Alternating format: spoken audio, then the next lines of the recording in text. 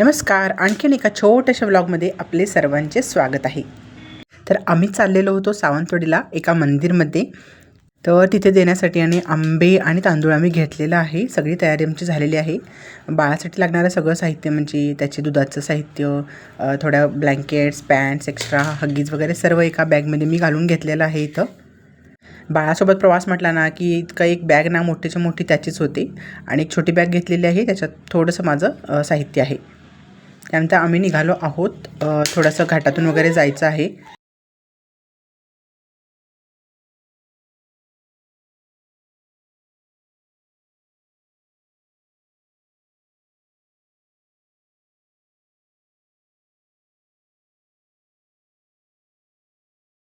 तर आम्ही सकाळी लवकर निघालो होतो, जवळपास 8च्या दरम्यान. त्यामुळे वाटेत ब्रेकफास्टसाठी आम्ही थांबलो होतो आणि इथे सर्वांनी ब्रेकफास्ट केलेला आहे मस्त असा.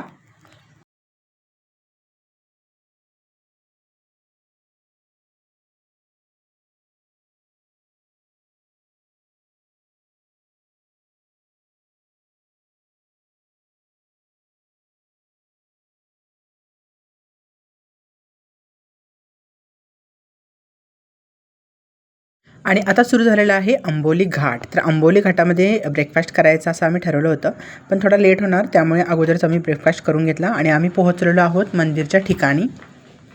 आणि हे आहे ते मंदिर. तर इथं ना आजूबाजूला छोटे छोटे स्टॉल देखील होते आणि खूप गर्दी होती जेव्हा आम्ही गेलो तेव्हा. आणि त्यात काही मंडळी होती जे भजन वगैरे म्हणत होती.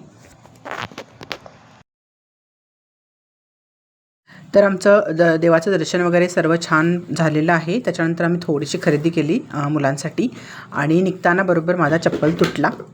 तर वाटेत आम्ही चप्पल नवीन घेतलासुद्धा थोडंसं पुढं गेल्यानंतर.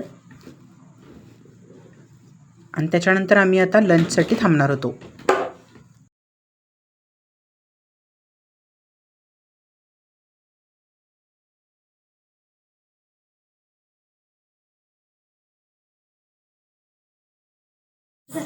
आणि इथे पाहिला सावंतवाडीमधला मोठा फ्रूट बास्केट. त्यानंतर आम्ही गेलो होतो जेवायला. तर फिश थाळी ऑर्डर केलेली होती सर्वांसाठी. तर बाळाला मी घेतलं होतं, तोपर्यंत मला ताट झाकून ठेवलेलं होतं. आणि सगळ्यांचं जेवण झाल्यानंतर मग मी जेवण केलेलं आहे. बाळाला मम्मीने घेतलं होतं.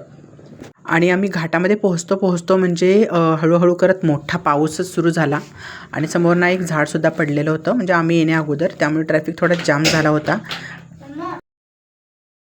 पण सगळीकडे हिरवी हिरवी झाडं आणि घाट आणि त्याच्यामध्येच पाऊस आणि इतकं छान वातावरण वाटत होतं ना. आणि खूप थंडगारही वाटत होतं.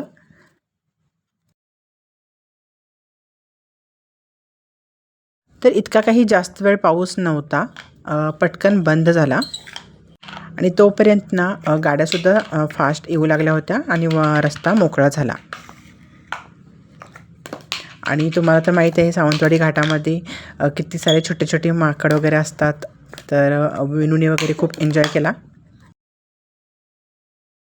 तर आम्हाला ना घरी पोचायला जवळजवळ संध्याकाळचे 7:30 वाजून गेले होते. तर वाटेत ना फणस विकायला होते रोडच्या बाजूला. तर म्हटलं गरी तर बघू घेऊन. तर सुट्टे गरेसुद्धा होते त्यांच्याकडं आणि पिकलेले फणससुद्धा होते आणि कच्चे फणससुद्धा होते. तर थोडेसे गरे आम्ही विकत घेतलेले आहोत आणि आम्ही घरी पोचल्यानंतर सगळ्यांनी गरे खाल्लेले आहेत. आणि त्यासोबतच आम्ही सावंतवाडीच्या घाटामध्ये ना भजी घेतली होती पार्सल. तर भजीसुद्धा सगळ्यांनी चहासोबत खाल्लेली आहेत. आणि येताना चिकन घेतलं होतं. तर मम्मी आता चिकन बनवत होती.